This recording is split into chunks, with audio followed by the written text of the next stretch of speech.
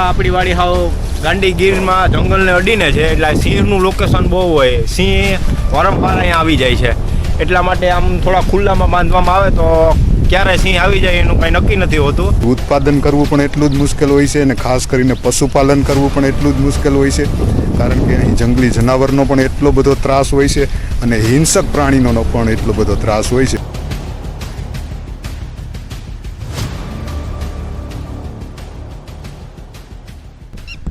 અત્યારે આપણે એવા લોકેશન ઉપર છીએ, એટલે કે ગાંડી ગીરમાં છીએ, અને ગીરમાં જ્યારે વાળીએ તમારા પાલતુ પ્રાણી એટલે કે તમારા બળદ હોય છે, ગાય હોય છે, ભેંસ હોય છે, તેને ખાસ કરીને એવી જગ્યાએ રાખવામાં આવે છે તેથી હિંસક પ્રાણી એટલે કે સિંહના નજરમાં તે જનાવર ના આવે, તે માટે ખાસ કરીને તેને રાખવામાં આવતા હોય છે. આ લોકેશન તમે ખૂબ ઓછું જોયું હશે. આજે હું તમને પહેલી વાર ખાસ કરીને તમને ગીરમાં કેવી રીતે ભેંસોને રાખવામાં આવે છે સિંહથી છુપાવીને, જેથી ઘાયે ઘા તે સિંહના નજરમાં ના આવે, તે માટે તેને ખાસ કરીને કેવી જગ્યાએ રાખવામાં આવે છે તે હું તમને પહેલી વાર બતાવવા જઈ રહ્યો છું. કે ખાસ કરીને જ્યારે સિંહનું લોકેશન આજુબાજુમાં હોય છે અને ત્યારે જે વાડીમાં ખાસ કરીને ગાયો હોય, ભેંસો હોય, તેને કેવી રીતે વાડીએ રાખવામાં આવે છે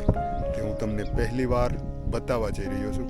તો ખાસ કરીને આ વિડીયો જોવાનું ભૂલતા નહીં, કારણ કે આ વિડીયો તમને યુટ્યુબમાં ક્યાંય નહીં જોવા મળે કે જે જગ્યા ઉપર સિંહનું લોકેશન હોય, લાઈવ લોકેશન હોય, તેવી જગ્યાએ ભેંસોને કેવી રીતે રાખવામાં આવે છે. તો ખાસ કરીને બ્લોગ્સમાં મારી સાથે બન્યા રહેજો. હું તમને ખૂબ સુંદર આ દ્રશ્ય બતાવવા જઈ રહ્યો છું. તો તમે જોઈ રહ્યા છો કે આ ગાંડી ગીરની વાડી છે, અને વાડીની એક બાજુમાં ખૂબ વિશાળ એક ખાડો છે, એટલે કે અંદાજ 10 ફૂટ ઊંડો આ ખાડો હશે, અને એ ખાડાની અંદર ભેંસોને રાખવામાં આવે છે તેથી ખાસ કરીને હિંસક પ્રાણીઓની નજરમાં ભેંસો ના આવે. તો તમે જોઈ રહ્યા છો કે આ એક ખાડા જેવું છે, અને એની અંદર આ ભેંસોને રાખવામાં આવે છે તેથી સિંહની નજરમાં ના આવે. આજુબાજુમાં જ સિંહનું લોકેશન છે. કૃપાલભાઈ આપણે કહ્યું હતું કે આજુબાજુમાં જ સિંહ અત્યારે મોજૂદ છે, અને જોઉં આ ગાંડી ગીરની ભેંસો જે સિંહનો પણ સામનો કરે, જોઉં છું એકદમ કુંઢીઓ ભેંસો તમે જોઉં. અને તમે ખાસ કરીને તમે નોટિસ કરજો કે હું અજાણ્યો વ્યક્તિ છું, તેથી તમે જોઉં એનો ઘૂઘવાટો જો આવી જ રીતે જ્યારે તેની સામે છે ને સિંહ આવે છે ને કે હિંસક પ્રાણી આવે ને, ત્યારે આવી જ રીતના તે વર્તન કરતી હોય. તેનું વર્તન જો અને તેના ચહેરાનું જે કાંઈ તમે જોઉં મુમેન્ટ જો, એને ખબર છે કે અજાણી વ્યક્તિ છે, તે માટે તે આવો વ્યવહાર કરે છે. તો તમે જોઉં, અને આ જો બધાયથી જોવા જેવો નમૂનો છે ને આ છે, જોઉં તમે આ પાડો જોઉં તમે કેટલા વર્ષનો છે? આ 2 વર્ષનો છે. 2 વર્ષનો છે. તમે જો એનું માથું ને એનું બોડી સ્ટ્રક્ચર આખું જોઉં તમે જઈ લો.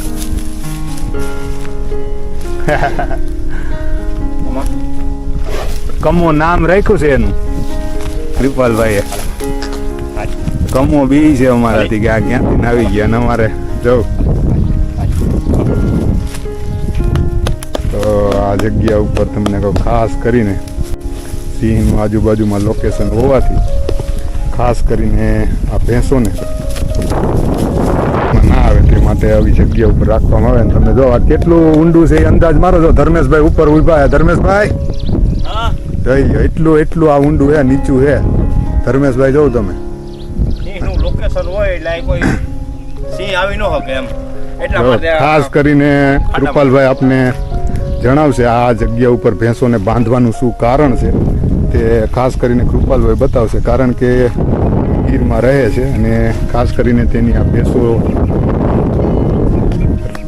રક્ષા કેવી રીતે કરવી, આ જગ્યા ઉપર સુરક્ષિત કેવી રીતે રાખવી, તે માટે ખાસ કરીને આ જગ્યા ઉપર રાખવામાં આવે છે. તો કૃપાલભાઈ, આ જગ્યાએ કેમ ભેંસોને ખાસ કરીને રાખવામાં આવે? કેમ કે આ આપણી વાડી હાવ ગાંડી ગીરમાં જંગલને અડીને છે, એટલે સિંહનું લોકેશન બહુ હોય. સિંહ વારંવાર અહીંયા આવી જાય છે, એટલા માટે આમ થોડા ખુલ્લામાં બાંધવામાં આવે તો ક્યારે સિંહ આવી જાય એનું કાંઈ નક્કી નથી હોતું. એટલા માટે કોઈ એવી જગ્યા હોય આમ ખાડાવાળી કે કોઈ સિંહ બે આવ્યો હોય તો અહીંયા જોઈ ન શકે, એટલા માટે એવી ખાડાવાળી જગ્યાએ અહીંયા ભેંસું બાંધવામાં આવે છે. હા, ખાસ કરીને સિંહની નજરમાં ના આવે પહેલી નજરમાં, એ માટે ખાસ કરીને આ લોકેશન પસંદ કરવામાં આવે છે, જેથી ભેંસોની રક્ષા થઈ શકે. તો તમે જો આવી રીતના ખાસ કરીને ગીર પ્રદેશમાં ભેંસોને રાખવામાં આવતી હોય છે. તો તમે ખાલી ગીરમાં આનંદ કરવા માટે આવતા હશો, રિસોર્ટમાં તમે મજા કરવા માટે આવતા હશો, પણ ખાસ કરીને જે ગીર પ્રદેશમાં જે લોકો રહે છે તેના માટે ઘણું બધું મુશ્કેલ હોય છે. કારણ કે અહીં તમારે ખેતીમાંથી ઉત્પાદન કરવું પણ એટલું જ મુશ્કેલ હોય છે, અને ખાસ કરીને પશુપાલન કરવું પણ એટલું જ મુશ્કેલ હોય છે. કારણ કે અહીં જંગલી જનાવરનો પણ એટલો બધો ત્રાસ હોય છે, અને હિંસક પ્રાણીનો પણ એટલો બધો ત્રાસ હોય છે. તો તમે ખાસ કરીને તમે ગીરમાં આવો છો માત્ર ને માત્ર આનંદ કરવા, મજા કરવા અને જલસા કરવા, પણ અહીં જે કાયમી રહે છે તે ખાસ કરીને ગીરને કેવી રીતે બચાવવી, ગીરનું કેવી રીતે રક્ષણ કરવું તે ખૂબ સારી રીતે જાણે છે. તો આજે ખાસ કરીને આપણે કૃપાલભાઈની વાડી આવ્યા હતા, ખરેખર ખૂબ મજા આવી, ખૂબ આનંદ આવ્યો, અને ઘણું બધું ખાસ કરીને મને તો જાણવા જ મળ્યું, પણ અમારા દર્શક મિત્રોને પણ જાણવા મળ્યું. તેથી ખરેખર કૃપાલભાઈ તમારો ખૂબ ખૂબ ધન્યવાદ, આભાર કે આજે તમે ખૂબ સુંદર તમારી વાડી અમને બતાવી. તો ખરેખર આવી મજા લેવા માટે તમે પણ આવો અહીંયા. તો કૃપાલભાઈ જો કહે છે, જો અમારા ધર્મેશભાઈ પણ કઈ કહે છે કે બોલી જાઓ. નજારો જોઈ ને તો ગાંડી ગીરમાં ધક્કો થાય. વાહ ધર્મેશભાઈ વાહ. તો હવે આ બ્લોગ્સ આપણે અહીં સમાપ્ત કરીશું. તો ખરેખર ખૂબ મજા આવી, અને ખાસ કરીને લાઈક કરજો, કોમેન્ટ કરજો, અને કોમેન્ટમાં ખાસ કરીને જણાવજો કે અમારી ગીરની વાડીનો ખરેખર આ વિડીયો તમને કેવો લાગ્યો તે અવશ્ય કોમેન્ટ કરીને જણાવજો. અને અમારી યુટ્યુબ ચેનલ ઉપર પહેલી વાર આવ્યા હો તો ખાસ કરીને સબસ્ક્રાઈબ કરવાનું ભૂલતા નહીં, અને અમારા ફેસબુક પેજ ઉપર તમે અમારો વિડીયો નિહાળતા હો તો ખાસ કરીને ફોલો કરવાનું ભૂલતા નહીં. આવા સુંદર વિડીયો લઈને અમે તમારી સમક્ષ આવતા રહીશું. ખૂબ ખૂબ ધન્યવાદ.